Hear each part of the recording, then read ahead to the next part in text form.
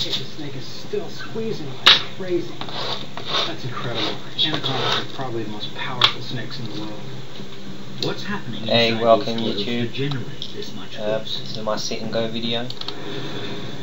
Deep You inside might have seen my first video I put up a couple of weeks ago. It was the bankroll video.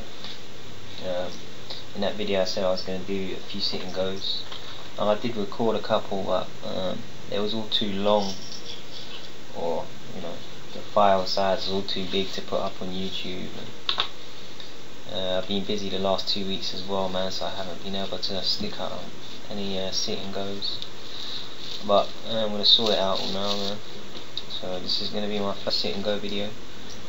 And I'm going to break it down over, this one sit-and-go is going to be broke down over probably between 3 and 5 different videos probably.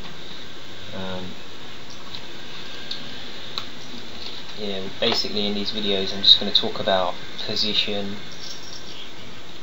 about what kind of cards you should be playing, what kind of cards you shouldn't be playing, what kind of raises you should be putting in, getting reads of people, reading betting patterns, all that kind of general poker knowledge that all the new players out there and the new players are gonna benefit from. Okay, 6-7 suited. Might as well just talk about suited cards, man. 6-7 suited connectors. Early position.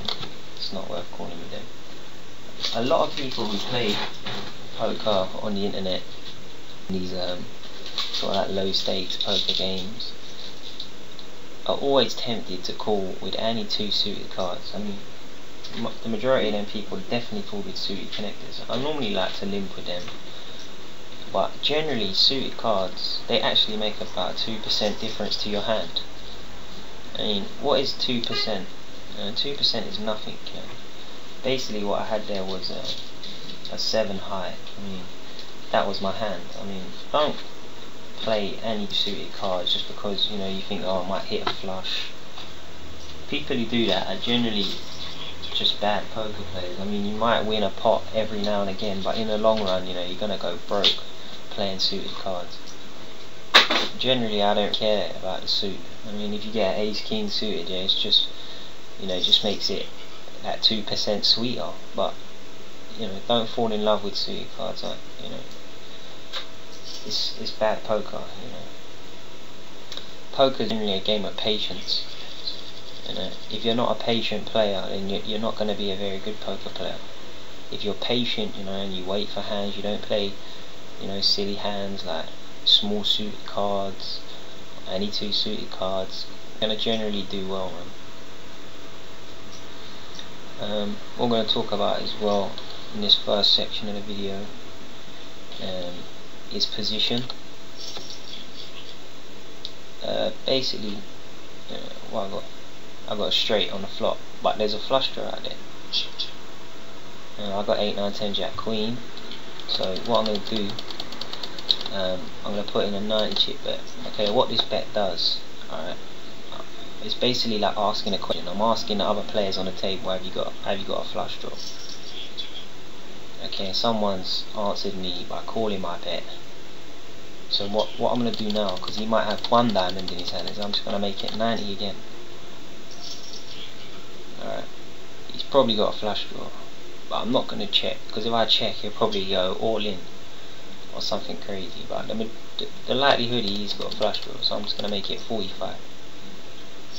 And he folded. If you would have checked to him there, he would have probably, I don't know, went all in or something. So I mean, I had a straight there. The flush could have beat me, but keep asking them the question. Like, I asked the question with 90 chips, I got an answer. Okay, I asked it again, I got an answer.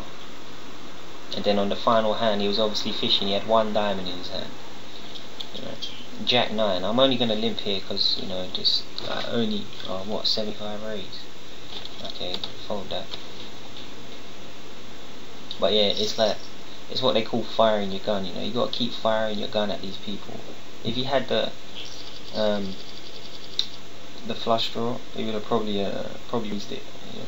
Or he was actually just waiting for the other diamond to come. He had a diamond in his hand, probably ace of diamonds. But yeah, man, just keep asking him the question. You know, it's generally the best thing to do. Ace 8 suited on the button. Well, I'm just gonna limp. I've got position over everyone. You know, this is what we're gonna talk about, position now. Basically, position is the best place to be.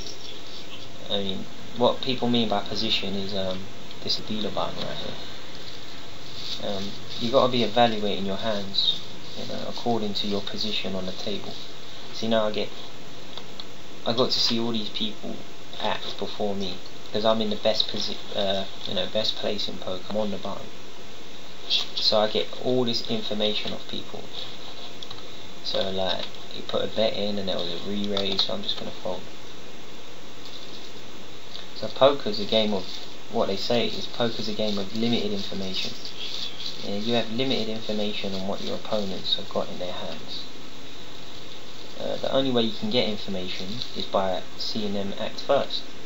So being on the button, what's what they call on the button, because I've got the dealership for me, it means I act first.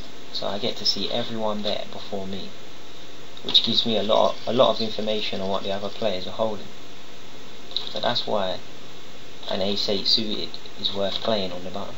Like if he was on the big blind or just left of the big blind, say in Matt's position with an ace 8 suited, I mean, he'll probably still play it, but you know, you're not going to get that much information with it. So basically, in a nutshell, the later your position, being on the button or behind the button, is the best place to be. Being in early position, being on a small blind, a big blind, or just left of the big blind, is basically the worst place to be, because you're going to have to act first after the flop, and you're going to have to, you know, you're going to have to bet before everyone else. So you're not going to get that information that's needed in this game. So position is basically everything in poker. If you play position, then you're going to be a very good player. And if you combine playing position with patience for good hands, then you're going to be a successful player, which is even more important.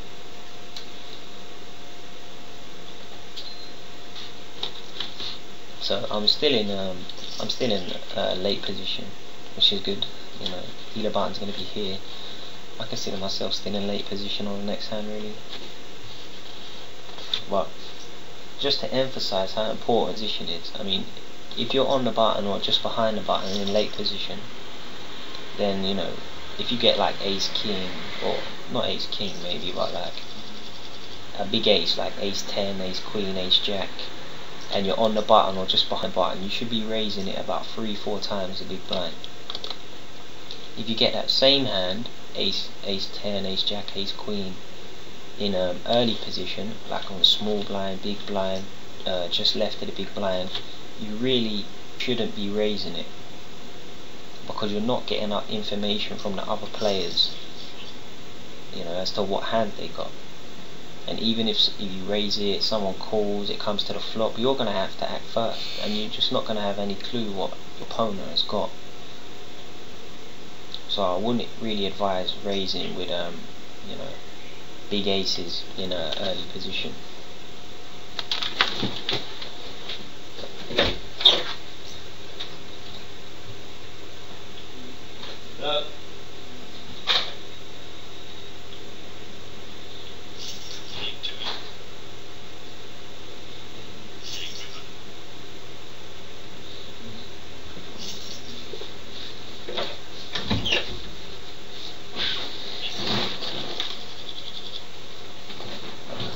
Nice pot there, 2 pair.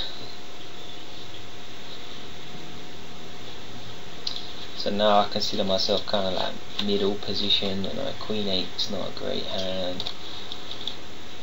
And queen 8's decent. If you're on the button, you know, play at queen 8. You know, middle to early, middle to early position. It's not even really a limping hand. Like I say, patience in poker is everything.